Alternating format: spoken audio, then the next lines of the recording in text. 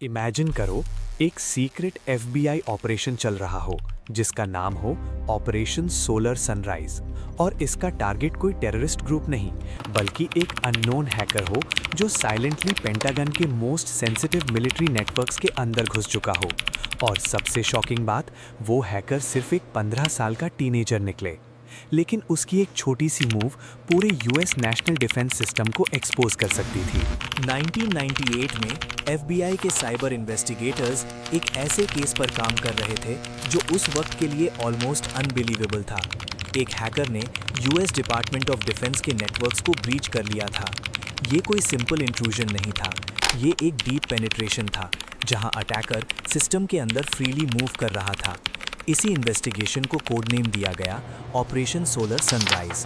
और जैसे जैसे इन्वेस्टिगेशन आगे बढ़ी, एक बात क्लियर होने लगी, अगर ये इंट्रूजन थोड़ा और डीप हो जाता तो अमेरिका के सबसे सेंसिटिव मिलिट्री सीक्रेट्स लीक हो सकते थे। 1990s का टाइम इंटरनेट रेवोल्यूशन का अर्ली फेज था, लेकिन साइबर सिक्योरिटी अभी उतनी एडवांस नहीं थी। सिस्टम्स इंटरकनेक्टेड हो रहे थे, लेकिन उनमें हिडन वल्नरेबिलिटीज भी काफ़ी थी।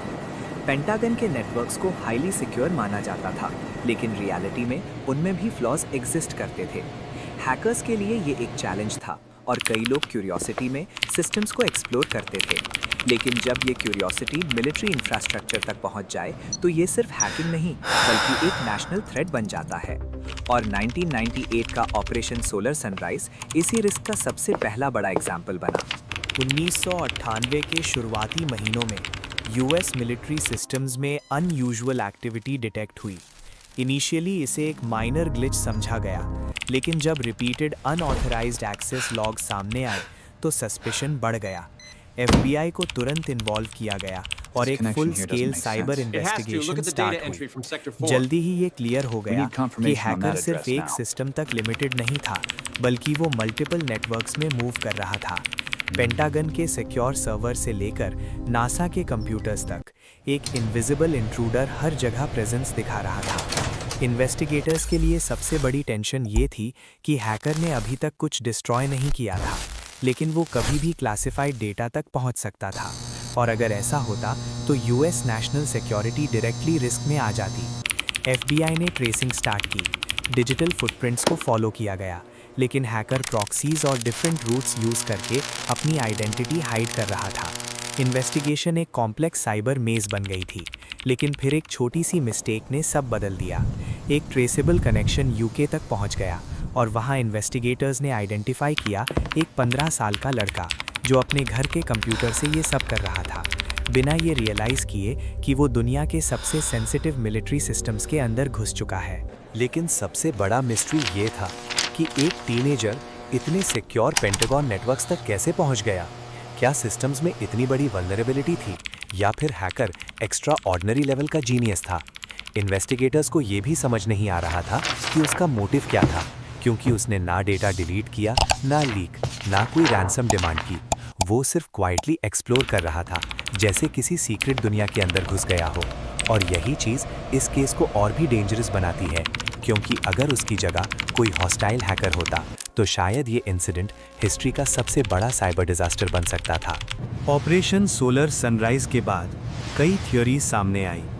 कुछ एक्सपर्ट्स ने इसे प्योर क्यूरियोसिटी ड्रिवन हैकिंग बताया, एक टीनेजर जो सिर्फ सिस्टम्स टेस्ट कर रहा था। दूसरी थ्योरी ये थी कि ये साइबर सिक्योरिटी फेलियर का क्लियर एग्जाम्पल था, जहां इवन पेंटागन जैसे हाई सिक्योरिटी नेटवर्क्स भी वल्नरेबल निकले। कुछ लोगों ने यह भी सजेस्ट किया कि हैकर का स्किल लेवल अनयूजुअल था। क्या वो किसी अंडरग्राउंड हैकिंग कम्युनिटी से इन्फ्लुएंस था या सेल्फ टॉट प्रोडिजी था।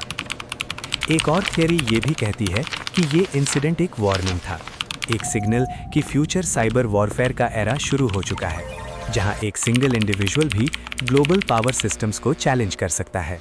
1998 का ऑपरेशन सोलर सनराइज सिर्फ एक हैकिंग इंसिडेंट नहीं था, ये एक ग्लोबल वेकअप कॉल था। इसने दुनिया को ये समझाया कि डिजिटल एज में सिक्योरिटी का मतलब कंप्लीटली चेंज हो चुका है। एक टीनेज हैकर ने अननोइंगली पेंटागन के सिस्टम्स को ब्रीच करके ये प्रूव कर दिया कि पावर सिर्फ आर्मीज के पास नहीं बल्कि नॉलेज और टेक्नोलॉजी के पास भी है। इस इंसिडेंट के बाद साइबर सिक्योरिटी को दुनिया भर में सीरियसली लिया गया, लेकिन आज भी एक सवाल रह जाता है, अगर उस दिन हैकर थोड़ा और डीप चला जाता तो क्या यूएस के नेशनल डिफेंस सीक्रेट्स लीक हो जाते? और अगर ऐसा होता तो क्या हिस्ट्री कुछ और होती? क्योंकि कभी-कभी सबसे बड़े डेंजर्स सबसे अनएक्सपेक्टेड जगह से आते हैं और जब तक हम समझ पाते हैं तब तक बहुत देर हो चुकी होती है।